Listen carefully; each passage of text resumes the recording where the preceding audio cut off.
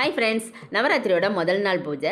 நம்ம சிம்பிளாக அம்மனுக்கு தேவையானதெல்லாம் செஞ்சாச்சுங்க. வெண்பொங்கல், சுண்டல், வெத்தலைவாக்கு, வாழைப்பழம், நெய்வேத்தியம், அவ்வளோதான் ஃப்ரெண்ட்ஸ். அப்போ தூப தீப ஆராதனை இது ரெகுலராக பண்ணுறது தான். இதையெல்லாம் எடுத்து வச்சாச்சு.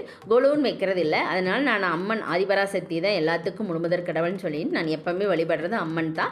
அதனால் அம்மனுக்கு நம்ம பூவெல்லாம் அலங்காரம் பண்ணியாச்சு, விளக்கேற்றியாச்சு. விளக்கு 5 விளக்கு வச்சுருக்கேன். அதில் 2வது நெய் விளக்கு கண்டிப்பாக இருக்கணும். அதனால் நான் 2 நெய் விளக்கு ஏற்றியாச்சு. மீதியெல்லாம் எண்ணெயில் வச்சுட்டு 108 அம்மனோட போற்றி குங்குமம், பூவு, மருகு இந்த மாதிரி எல்லாம் வச்சு அர்ச்சனை பண்ணிக்கோங்க. அதுக்கப்புறம் அபிராமி அந்தாதி படிங்க. ரொம்ப விசேஷமானதுங்க அபிராமி அந்தாதி.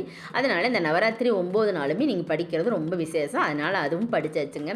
சிம்பிளாக நம்மளால் என்ன முடியுமோ அதை செஞ்சு நம்ம படைச்சோம் அப்படின்னா கண்டிப்பாக கடவுள் நம்மளை ஏற்றுப்பாங்க.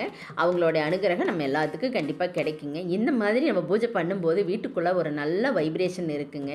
எல்லோரும் இதே மாதிரி ட்ரை பண்ணுங்கள். Bye friends.